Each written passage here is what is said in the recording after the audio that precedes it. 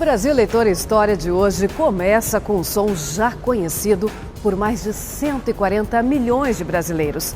É esse sinalizador aí, um barulhinho que sela a escolha de cada eleitor nos 4 cantos do país, cada vez que ele confirma o voto na urna eletrônica. Esse som é inconfundível, não é mesmo? E se houvesse uma tradução para ele, seria mais ou menos assim: ok, missão cumprida, você exerceu sua cidadania. Parabéns! E é esse mesmo o significado. O Brasil realmente conseguiu dar uma lição nesse campo e eu tenho a impressão de que a justiça eleitoral e, sobretudo, as eleições com o voto eletrônico faz parte daquele catálogo do Brasil que dá certo, né? Essas ilhas de excelência que nós temos, felizmente, no Brasil e que nos dão esse diferencial. Você sabia que já se vão 20 anos desde a criação da urna eletrônica? Já parou para pensar na evolução tecnológica que o mundo viveu nessas últimas 2 décadas? Internet, celular, TV digital, nem preciso citar mais nada, não é? Afinal, a tecnologia já faz parte do nosso dia a dia. Mas pare para pensar e imagine como deve ter sido recebida, na década de 90, a ideia de se criar uma máquina de votar. Mas você não sabe a luta. É que, na verdade, as pessoas tinham receio. Meus colegas tinham receio. Esses, então, que tinham mais receio. Nós tínhamos um processo eleitoral com muita intervenção humana. Desde o momento de votar, onde se escreviam em papel. Esse papel era acondicionado numa urna convencional. Essa urna convencional, no final, era aberta e contada manualmente, feita a apuração por meio de manipulação. Pessoas manipulando papel, contando e registrando resultados. Ou seja, havia muita intervenção humana no processo. E onde há intervenção humana, há pelo menos 3 atributos vinculados ao ser humano: a lentidão, a prática de erros e principalmente a possibilidade de muitas fraudes. Então nós tínhamos um cenário onde as eleições demoravam até semanas para se divulgar o resultado, e quando se divulgava o resultado era sempre acompanhado de muita suspeição. Então tínhamos um processo, digamos assim, com baixa credibilidade. Duravam dias, a gente tinha todo um processo de segurança das urnas de lona na noite, né, entre a interrupção e o reinício dos trabalhos no dia seguinte. Obrigatoriamente a gente tinha que começar às 8 da manhã do dia seguinte. O cansaço pelo tempo que se demandava para essa atividade acabava também gerando uma preocupação de erro, porque a contagem era na base de calculadora, manual, era muito diferente do que é hoje. Nós fizemos, não podemos esquecer, uma revolução, a Revolução de 30, em nome da verdade eleitoral. Não é? Por quê? Porque tínhamos no passado a manipulação das eleições, as eleições de bico de pena. Né? Criamos em 1932, já como decorrência do modelo de 1930, da Revolução de 1930, criamos a Justiça Eleitoral, não é? Exatamente em nome dessa verdade eleitoral que nós perseguíamos. Mas continuamos a ter problemas com manipulação de votos, o voto do papel, o mapismo, não é? A possibilidade de que votos nulos e brancos fossem atribuídos a candidatos que não obtiveram bom resultado. Tudo isso fazia parte da nossa vida, vamos chamar, cultural eleitoral. Sabe aquele ditado que diz assim: coisas ruins acontecem para que surjam as boas? Pois então, a ideia de se retirar a intervenção humana do processo de votação surgiu depois de uma fraude eleitoral registrada no Rio de Janeiro. Ocorreu no Rio de Janeiro, nas eleições, uma grande fraude, que chegou até a anular parte da eleição. O que aconteceu foi que no decorrer das eleições surgiram várias denúncias de fraudes sobre contagem fictícia de votos para os cargos de deputado estadual e federal. Com isso, o TSE convocou uma nova eleição no Rio de Janeiro só para os cargos do Legislativo no dia 15 de novembro. Imaginávamos, indagávamos como, afinal de contas, uma fraude no Rio de Janeiro. O Rio de Janeiro que costumam dizer que é o tambor, que ocorre lá, retumba em todo o Brasil. O que poderia então estar ocorrendo estados mais distantes, no Nordeste, no Norte do país. Era preciso, então, pensar em algo que eliminasse a fraude eleitoral. Como você viu, era preciso afastar o mais rápido possível a mão humana do processo de apuração dos votos. E é aí que entra a contribuição do físico Paulo Camarão, que recebeu uma missão do ex-presidente do TSE, ministro Carlos Veloso. Propus ao ministro, dentro das comissões temáticas que ele ia criar para estudar o processo eleitoral brasileiro como todo, que fosse criada também uma comissão de informática. Tive a oportunidade de trabalhar, inclusive, no projeto da urna eletrônica e vi a primeira experiência em 1996. O ministro Veloso, que foi o grande patrocinador da urna eletrônica, conta, inclusive, uma história bastante emocionante, que em 1996, na primeira experiência da urna eletrônica, ele foi a um local de votação, votar, e na saída do voto ele encontrou uma senhora que veio abraçá-lo e agradecer. E ela falou: ministro, eu queria agradecer porque é a primeira vez que eu estou votando. Aí ele olhou, aquela senhora tinha em torno de 60 anos, a primeira vez que a senhora vota? Sim, é porque eu sou analfabeta e não conseguia, da forma convencional, votar. Agora, com a urna eletrônica, eu já consigo votar.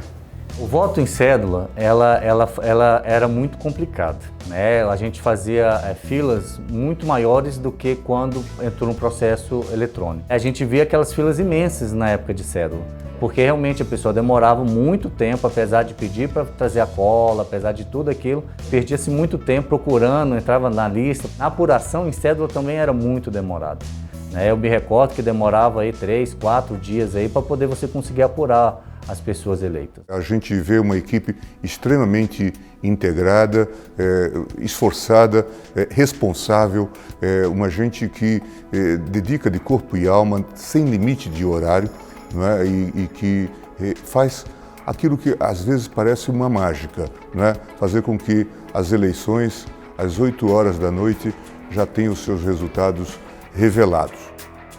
Mas não pense que foi fácil assim.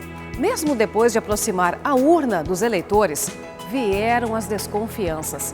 E aí foi preciso envolver estudiosos nessa discussão. Em relação à questão da urna eletrônica, o grande tema na época, no meu tempo, foi que o presidente do PDT, que era o ex-governador Leonel Brizola, tinha uma concepção contrária a qualquer tipo de voto eletrônico. Então, Brizola tinha um ódio do processo eleitoral. E eu tive que, então, em primeiro lugar, fazer uma pesquisa, melhor, uma vistoria, uma análise na urna eletrônica por parte da Unicamp. E graças ao avanço tecnológico das nossas universidades, dos nossos institutos, é que conseguimos, num tempo curtíssimo, realizar esse fenômeno que foi a urna eletrônica.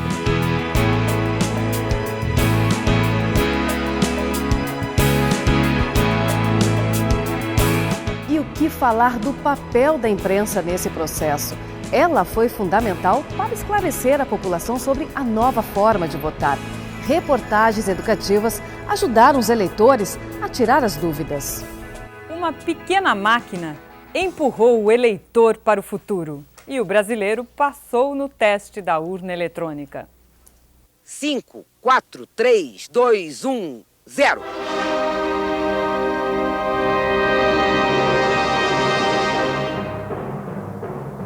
E lá se foi o homem fazer política diante de um computador. A primeira eleição eletrônica do país foi uma odisseia do voto. Depositados no computador estão milhões de sonhos e esperanças, mas não inventaram ainda uma máquina de calcular expectativas. Não é a tecnologia que detém esse poder, claro, mas o homem que, voto a voto, corrige problemas, confirma soluções. E o TSE fez uma campanha publicitária para ensinar o eleitor a votar na urna eletrônica. O filme que você vai ver agora foi exibido em todo o país em 1996. Na tela da urna, você vai ver o pedido para teclar o número do seu candidato a prefeito. Depois que você teclar, Vão aparecer na tela o número, o nome, partido e foto do seu candidato. Para confirmar, aperte o botão verde. Para corrigir, aperte o laranja. Eu me enganei e vou corrigir. Pronto, eu votei no meu candidato. Agora eu vou confirmar o meu voto. O ator Gilberto Torres foi responsável por fazer a primeira propaganda nacional da urna eletrônica. Ele conta que no dia da gravação foi difícil gravar, porque a curiosidade era tanta que os funcionários do estúdio se aglomeravam na sala de filmagem só para ver como funcionava a urna eletrônica. Mas a surpresa maior para o ator aconteceu no dia em que ele foi votar, naquele outubro de 96. Quando eu fui para a minha sessão, depois para votar, já usando a urna eletrônica, aconteceu uma coisa muito curiosa e que eu pude perceber mais ainda essa responsabilidade quando eu vi que as pessoas me reconheciam, ou seja, elas prestaram atenção, elas conseguiram ver, né, entender a mensagem, assimilar o que deveria ser feito para poder usar o mecanismo da urna eletrônica e me chamavam, comentavam, imitavam gestos que eu fazia na campanha. Eu tinha um movimento de colocar a mão no peito, me enganei, vou corrigir, então elas faziam isso, né? Me enganei, vou corrigir, e brincavam comigo.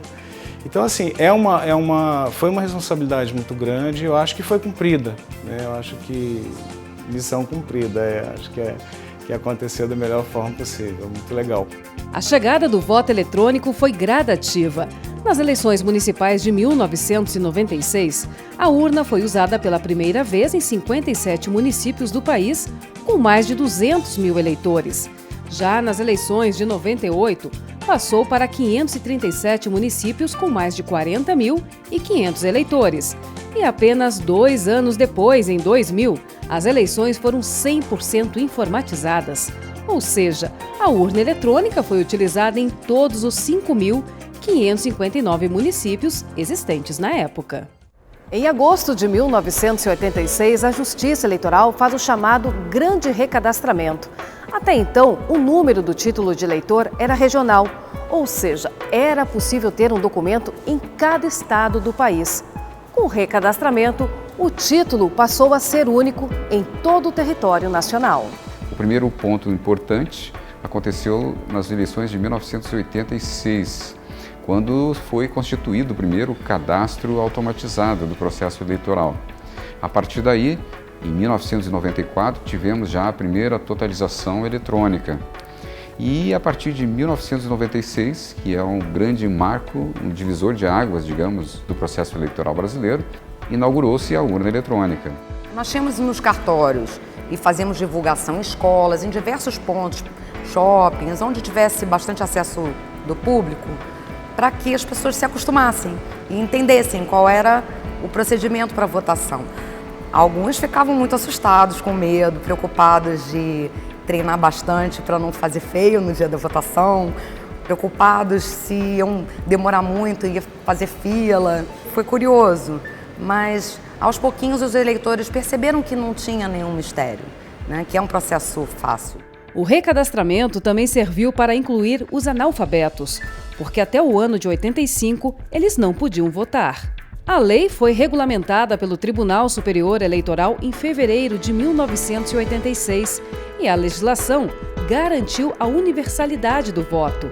70 milhões de eleitores foram recadastrados na época.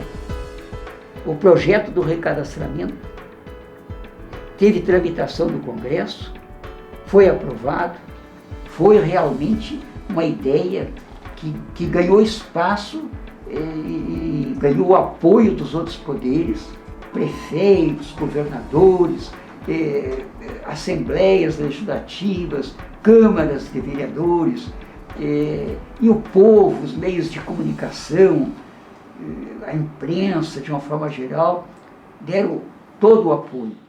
Hoje, quando a gente vai ao local de votação, registra o voto rapidinho e já volta para casa. Um aparelho que é adequado para a realidade brasileira, tão assimétrica como nós a conhecemos.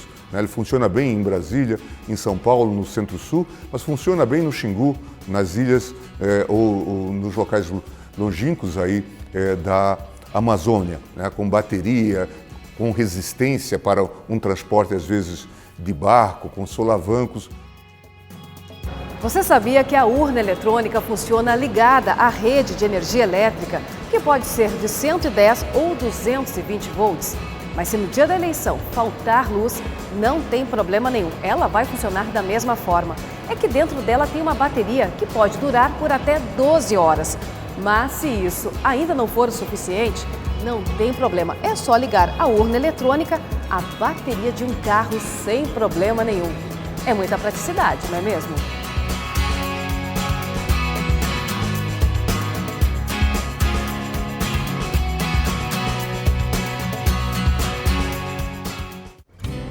E dá para acreditar que o Código Eleitoral de 1932 já previa o uso de uma máquina para contabilizar os votos dos eleitores.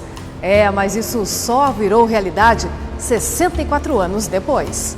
Quando a gente conta isso hoje no exterior, é quase que uma surpresa, considerando os incidentes, inclusive, que têm ocorrido mundo afora a propósito de apuração. Eu acho que mudou principalmente com relação a essa agilidade do resultado. Então, o eleitor ele fica na expectativa de já se ter ainda no dia da eleição o resultado da votação.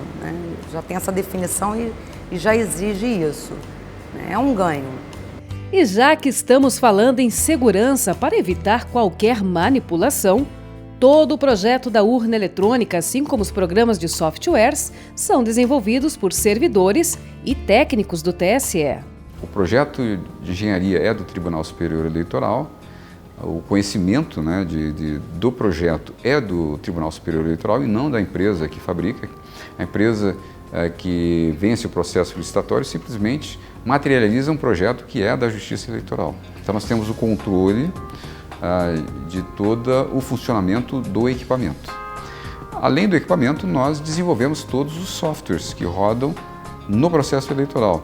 Não só o software da urna eletrônica, mas todos os softwares que gravitam em torno da urna eletrônica. São em torno de 120 sistemas que são desenvolvidos internamente aqui pela equipe do Tribunal Superior Eleitoral. Outra informação muito importante no quesito segurança. As urnas eletrônicas não estão ligadas à internet e hackers são bem-vindos para testar o equipamento. Eles são convidados pelo próprio TSE para tentar violar a segurança das informações. Gente de todo o Brasil se habilita para participar.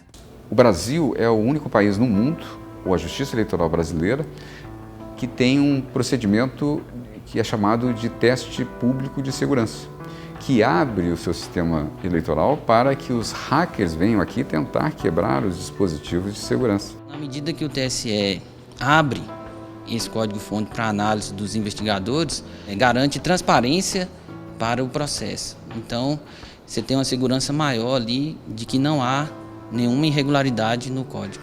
O TSE já realizou 3 edições de testes públicos de segurança. Neles, 50 planos de ataque foram aplicados por hackers. E o resultado... Até hoje, com todos os testes de segurança, ninguém conseguiu identificar qualquer possibilidade de violar a urna eletrônica, violar o resultado que dela sai. Esses testes de segurança não são apenas um desafio, e sim uma forma didática, colaborativa, democrática, em que qualquer brasileiro pode se inscrever e vir aqui tentar quebrar uma das barreiras de segurança e mostrar um ponto de fragilidade para que nós tenhamos tempo e oportunidade de corrigi-la, se dizer que se consegue fraudar a urna com muita facilidade. Por que ninguém conseguiu até hoje? E a zerésima, você sabe o que ela significa? Ela é o ponto de partida da votação. Funciona assim. O presidente da mesa receptora liga a máquina às 7h30 da manhã, na presença de mesários e fiscais de partidos políticos. Nesse momento, a urna gera um documento que nada mais é do que um relatório de identificação comprovando que ali não existe nenhum voto registrado, resumindo que a urna está zerada. Isso é a zerésima. Já falamos bastante da segurança da urna eletrônica, agora vamos falar de outra segurança, a do eleitor na hora de votar, da acessibilidade. Você já se perguntou por que a urna tem esse formato? Com números bem grandes no visor e teclados em braille? Facilita muito, porque além do áudio, né, do fone, tem também em braille, né, os números assim, e dá pra gente saber direitinho e vota bem mais rápido, é bem mais fácil. Esse já foi um preceito no primeiro projeto da urna eletrônica, que ela tivesse nas teclas a estampa em braille, justamente para facilitar a interação do deficiente visual com as teclas. Posteriormente, se fez a melhoria e se introduziu o áudio. Além da tecla em braille, o cego, por meio de um fone auricular, plugado na urna eletrônica, ele consegue ouvir aquilo que ele digita. E quem diria, a tecnologia é tanta que até o celular virou ferramenta de apoio da Justiça Eleitoral para dar mais transparência ao processo. A partir de um aplicativo, o eleitor pode acompanhar o boletim de urna de cada sessão eleitoral. Ou seja, todas as informações que vão para o TSE ficam disponíveis também na palma da mão do eleitor. Bom, não tem como negar, o recadastramento eleitoral feito na década de 80 pôs ordem na casa. A partir de então, ninguém mais pôde ter mais de um documento, ou seja, tirar um título de eleitor em cada estado. E em 2015, a Justiça Eleitoral fez outro chamado, desta vez para a revisão do eleitorado, com a chegada da identificação biométrica.